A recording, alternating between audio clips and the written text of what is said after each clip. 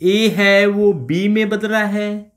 ए की आंतरिक ऊर्जा ई ए है, बी की आंतरिक ऊर्जा ई बी है। ये इंटरनल एनर्जी है, आंतरिक ऊर्जा है। ये क्या है? इंटरनल एनर्जी है। अब देखो आंतरिक ऊर्जा में परिवर्तन कितना हुआ, इससे डेल्टा ई से कह दें, डेल्टा ई का मान क्या आ जाएगा? ई बी माइनस ई ए। तो ये आंतरिक ऊर्जा में परिवर्तन हुआ। अब क्या करें? आंतरिक ऊर्जा में जो परिवर्तन है ई बी माइनस ई ए का, उसका नियत आयतन पर आयतन को नियत रख दिया है। नियत आयतन पर ताप के साथ अवकलन किया गया। ताप के साथ अवकलन किया गया तो डेल्टा टी का भाग दे दिया, ताप के साथ अवकलन किया। ये लो जी ताप के साथ, ये लो जी ताप के साथ अवकलन हो गया है यहां पर अपना। तो ये नियत आयतन पर ताप के साथ अवकलन किया गया, और अवकलन करने के बाद में ये देखो नियत आयतन पर ताप के साथ आंतरिक ऊर्जा में परिवर्तन को सीवी कहते हैं, लेकिन ये सीवी किसकी है? बी की है। माइनस इसको सीवी कहते हैं, लेकिन ये किसकी है? ए की है। और ये क्या हो जाएगी? डेल डेल्टा ई, यानी डेल्टा ई में परिवर्तन है ये, अपॉन डेल्टा टी वी है। अब वी की कंडीशन हटा दें, वी नियत वी की कंडीशन हटा दें अपने, तो अब इसको क्या लिखेंगे? इसको डी टी लिखेंगे, इसको डी लिख देंगे। तो इस डी टी को इधर ले जाएं तो ये डेल्टा सी वी आ जाएगा, और इसके साथ ये तो क्या हो जाएगा? डेल्टा सी वी, और इसके साथ क्या आ जाएगी? डी टी आ जाएगी। तो यहाँ पर डी टी था तो डी टी को इधर ले गए, तो ये क्या आ जाएगा? Delta E. डेल्टा ई को क्या कहते हैं? Delta E B minus delta E A. तो ये हो जाएगी delta E B minus delta E A बराबर सी वी डी टी, और डी टी को आप T two minus T one लिख सकते हो। तो इसी को क्या कहा जाता है? किरचॉफ समीकरण कहा जाता है। तो कोई बड़ी बात है नहीं किरचॉफ समीकरण। डेल्टा ई बी बराबर माइनस ई ए को इधर ले जाओ तो ये किसकी हो जाएगी? प्लस की ई ए। डेल्टा ई ए माइनस वाली को इधर ले आए, प्लस वाली हो जाएगी। बराबर से इधर उधर ले जाने निशान चेंज हो जाते हैं। तो delta C V D T को आप टी टू माइनस है टी वन लिख लो, और इधर आने से ये माइनस की इधर आई तो प्लस की हो गई, तो ये इसके साथ क्या हो जाएगी? ये जुड़ जाएगी। तो ये भी एक क्या है? किरचॉफ समीकरण है। ऊपर वाली भी किरचॉफ समीकरण है। तो ये आंतरिक ऊर्जा के रूप में थी, इंटरनल एनर्जी के रूप में थी। ये अपने एंथैल्पी के रूप में क्या होगी? जैसे ये इंटरनल एनर्जी के रूप में आई है वैसी की वैसी एंथैल्पी के रूप में आ जाएगी। वैसे ये अपने पहले पढ़ चुके थे, ये दोबारा से समझाने के लिए आपको बताया गया है। अब देखो मान लो ए है वो बी में चेंज हो रहा है, इसकी एंथैल्पी है वो एच ए है, इसकी एंथैल्पी एच बी है। तो एंथैल्पी में परिवर्तन डेल्टा एच क्या हो जाएगा? H B minus H A. ये एंथैल्पी है। एंथैल्पी अभिक्रिया में शामिल ऊष्मा को ही कहा जाता है। तो ये हो जाएगा डेल्टा एच बराबर H B minus H A. वही बात कि आप क्या करो ये अब कि नियत दाब पर ताप के साथ अवकलन करने पर, नियत दाब पर ताप के साथ अवकलन करने पर, यानी कि ये ऐसा तो था कि डेल्टा एच बराबर H B minus H A है। अब क्या करो? नियत क्या रखने के लिए कह रहा है? नियत दाब रखने के लिए कह रहा है। तो नियत दाब पर ताप के साथ अवकलन करना है, तो ताप का क्या करना होगा? आपको भाग देना होगा, और ये भाग दे दिया है ताप का, तो यहाँ पर डेल अपॉन डेल टी कर दिया, यानी कि अवकलन कर दिया है नियत दाब पर। यहाँ पर बराबर का निशान था तो बराबर का निशान लगाओ, यहाँ पर माइनस था तो माइनस लगा लो। तो आपने ये कर दिया कि नियत दाब पर ताप के साथ, ताप का भाग दे दिया, इसका मतलब ताप के साथ अवकलन हो गया। और अब आप जानते हो कि नियत दाब पर ताप के साथ एंथैल्पी में परिवर्तन को ही तो क्या कहा जाता है, सीपी कहा जाता है। और ये सीपी किसकी है, बी की है, तो सीपी बी। और ये किसकी सीपी है, ए की, तो ये क्या हो जाएगा, सीपी ए। और किसके बराबर है ये, delta H upon delta T P के बराबर है। अब आप ऐसा कर सकते हो, delta CP B minus CP A को क्या लिख सकते हैं, डेल्टा सीपी लिख सकते हैं। और पी नियत कंडीशन हटा लेंगे तो ये क्या हो जाएगा, इसको डी कह दो और डी टी को इधर ले आओ तो यहाँ पर आ जाएगा डी टी। तो यहाँ पर क्या बचेगा, डी टी तो इधर चला गया, तो यहाँ पर क्या बचा, D delta H. Delta H में परिवर्तन, तो डेल्टा एच में परिवर्तन को क्या कह सकते हो आप, delta H B minus delta H A. तो ये क्या है, किरचॉफ समीकरण है। एंथैल्पी के रूप में ये आ जाएगी delta H B minus delta H A बराबर क्या हो जाएगा, delta C P D T. या फिर आप ऐसे लिख दो, इसको थोड़ा सा और सुधार कर, और क्या सुधार करें इसमें, माइनस डेल्टा एच ए को इधर ले जाओ तो क्या आ जाएगा, डेल्टा एच बी बराबर, माइनस को इधर ले जाओ तो प्लस का हो जाएगा, delta H A plus delta C P D T. तो ये आ जाएगा delta H A plus delta C P D T. D T को आप T two minus T one लिख सकते हो कभी भी। तो इस प्रकार से आप किरचॉफ समीकरण, ये सभी किरचॉफ समीकरण है, तो ये भी एक किरचॉफ समीकरण है। तो ये इस किरचॉफ समीकरण के बारे में ये दाब की नियत सीमा यानी कि दाब की कम सीमाओं पर तो ये बिल्कुल सही है, लेकिन दाब की ज़्यादा, जब टेम्परेचर का मान यानी कि ताप की कम सीमाओं पर तो ये सही है। लेकिन होता क्या है, तो यह समीकरण ताप की सीमित परास के लिए तो सही है, लेकिन ताप की परास का मान बढ़ने के साथ साथ सीपी है वो ताप के साथ परिवर्तित हो जाती है। सीपी का मान है वो ताप के साथ साथ क्या होता है, परिवर्तित हो जाता है, जिससे ये ताप की ज़्यादा सीमाओं पर लागू नहीं हो सकती। ताप की कम सीमाओं के लिए तो ये बिल्कुल सही है, लेकिन ताप की उच्च सीमाओं पर ये लागू नहीं होती है, तो इसमें थोड़ा सा चेंज करना पड़ता है। अब देखो सीपी है वो होती है alpha plus beta T plus gamma T की स्क्वायर, यानी कि सीपी है वो टी का फलन भी होती है। तो यानी कि ताप पर डिपेंड करती है, ताप पर सीपी डिपेंड कर होने के कारण जो समीकरण अपने ज्ञात की थी किरचॉफ समीकरण, तो उसमें कुछ सुधार करना पड़ेगा, क्योंकि वह ताप की समस्त ताप की सीमाओं पर, निम्न ताप पर तो वो लागू हो रही थी, लेकिन उच्च ताप पर वो लागू नहीं होती।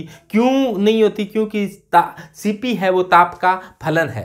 मान लो कि कोई विक्रिया इस प्रकार से संपन्न हो रही है कि ए बी में बदल रहा है, इसका टेम्परेचर टी है, इसका भी टेम्परेचर टी है, तो इसकी सीपी है वो सीपी ए है, इसकी सीपी है वो सीपी बी है। तो सीपी ए है, ए की सीपी निकालनी होगी, तो सीपी का सूत्र तो क्या है, alpha plus beta T plus gamma T की स्क्वायर होता है। ए के लिए अल्फा ए हो जाएगा, अल्फा ए के लिए लेंगे, बीटा भी ए वाला और गामा भी ए वाला। इसी प्रकार सीपी बी का निकालना हो तो अल्फा बी वाला लेंगे, बीटा भी क्या लेंगे, बी वाला लेंगे, और गामा भी क्या लेंगे, बी वाला गामा लेंगे।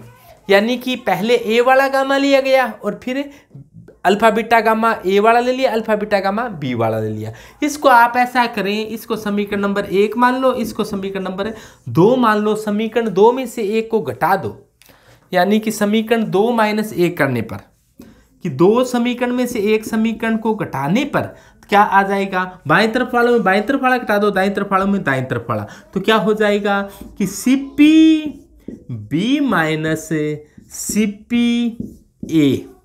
सीपी बी में से सीपी ए को घटा दिया तो क्या आ जाएगा, gamma B minus gamma A plus beta B minus beta A into T, beta B minus beta A into T. T दोनों के साथ है तो अपने टी को क्या कर लो, कॉमन निकाल लिया। इसी प्रकार से gamma B minus gamma A into T की स्क्वायर, तो टी की स्क्वायर दोनों में ही है तो इसमें से एक घटाकर टी की स्क्वायर को क्या कर लिया है, बाहर निकाल लिया है, कॉमन ले लिया गया है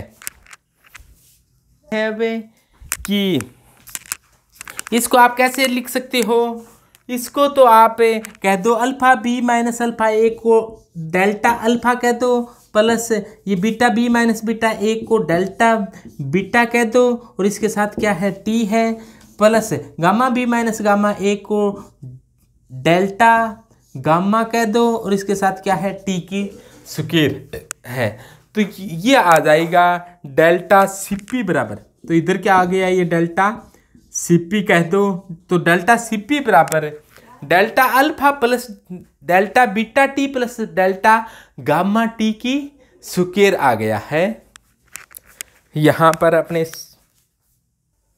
देखो कि डेल्टा सीपी है, डेल्टा सीपी का मान जो यहाँ पर है उसको पुट कर दो यहाँ पर, तो क्या हो जाएगा कि डी डेल्टा एच बराबर डेल्टा सीपी का मान, ये हम जानते हैं कि किरचॉफ की समीकरण एंथैल्पी के साथ, और ये संबंध इस प्रकार से होता है किरचॉफ की समीकरण में, और डेल्टा सीपी का मान यहाँ से इसके अंदर पुट कर दिया जाए तो क्या हो जाएगा कि डेल्टा सीपी बराबर हमने निकाला था कि delta alpha plus delta beta T plus delta gamma T की स्क्वायर है, और इसके साथ क्या आ गई dt आ चुकी है।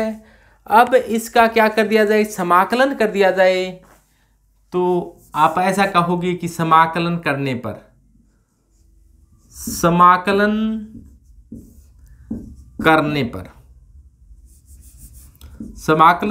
पर क्या होगा कि d डेल्टा एच बराबर डेल्टा अल्फा dt को अंदर ले आओ, dt plus delta beta T dt plus delta gamma T square dt। समाकलन का निशान लगा दो,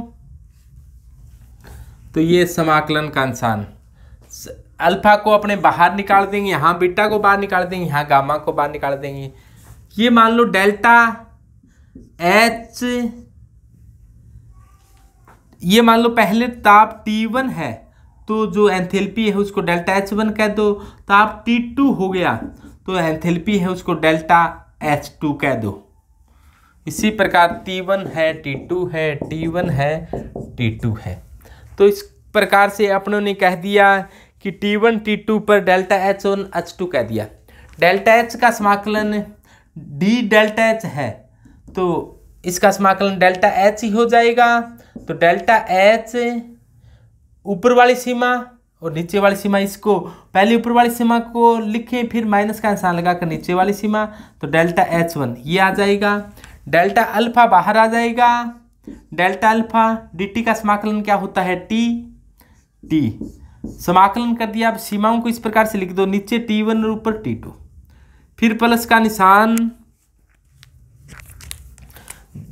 डेल्टा बीटा को बाहर निकाल लिया गया, t dt है तो t की 1 है तो x की n होती है, तो x की n plus 1 upon n plus 1 होती है, तो t की 1 प्लस 1 अपॉन 1 प्लस 1, तो t की स्क्वायर अपॉन 2 आ जाएगा, तो क्या आ जाएगा यहाँ पर t की स्क्वायर अपॉन 2, और सीमा ये हो जाएगी T1 नीचे T2 ऊपर, प्लस का निशान, डेल्टा गामा को बाहर ले लिया, t की स्क्वायर है तो t की स्क्वायर है तो क्या आ जाएगा t की 2 प्लस 1 अपॉन 2 प्लस 1, क्या आ जाएगा T2 से T1, T1 से T2, तो ये मान आ गया कि delta H2 minus delta H1 बराबर delta alpha T2 minus T1 plus delta beta, ऊपर एक बार ऊपर वाली सीमा को लिखो, फिर माइनस का निशान लगा कर नीचे वाली को लिखो, 2 को तो बाहर निकालो से, तो डेल्टा बीटा अपॉन 2 T2 की स्क्वायर माइनस T1 की स्क्वायर प्लस डेल्टा गामा को बाहर निकाल लो तो क्या जाएगा, डेल्टा गामा अपॉन 3, 2 + 1 3 हो जाएगा, 3 को बाहर निकाल लो, T की 3 है तो T की 3, T ऊपरी सीमा T2 है, निचली सीमा T1 है, तो T2 की 3 माइनस है T1 की 3, तो इस प्रकार से आ जाएगा ये। तो ये नई किरचॉफ समीकरण आ गई, नई किरचॉफ समीकरण आ गई जो ताप की समस्त ताप पर लागू होती है। यह जो नई किरचॉफ समीकरण है कि delta H2 minus delta H1 बराबर delta alpha T2 minus T1 plus delta beta upon 2 T2 की स्क्वायर माइनस T1 की square plus delta gamma upon 3 T2 की 3 माइनस T1 की 3, यह किरचॉफ समीकरण ताप की प्रत्येक सांद्रताओं पर लागू होती है। तो किरचॉफ समीकरण है वो आपको मुख्य रूप से 3 किरचॉफ समीकरण याद रखनी है। दोबारा से देख लो एक बार कि पहली किरचॉफ समीकरण क्या थी, कि पहले एक तो ये समीकरण आपको याद रखनी पड़ेगी कि एक तो ये याद रख लो कि डी डेल्टा एच बराबर डेल्टा CP dt, और एक इसको याद रखो आप कि डी डेल्टा E बराबर डेल्टा CV dt, यानी कि डेल्टा CP की जगह आप CV लिख दो और डेल्टा H की जगह डेल्टा E लिख दो। 2 किरचॉफ समीकरण हो गई। तीसरी किरचॉफ समीकरण आपको ये याद रखनी है कि delta H2 minus delta H1 बराबर delta alpha T2 minus T1 plus delta beta upon 2 T2 square minus T1 की square plus delta gamma upon 3 T2 की 3 माइनस T1 की 3। तो ये किरचॉफ की समीकरण है, बहुत ही सरल। इसको आप इस प्रकार से भी याद रख सकते हो, डेल्टा H में परिवर्तन है तो delta H2 minus delta H1 या डेल्टा B माइनस 1 कह दो, जो परिवर्तन है उनको। ये डेल्टा E का परिवर्तन है तो delta E2 minus delta E1। तो ये किरचॉफ की समीकरणें थी। तो धन्यवाद।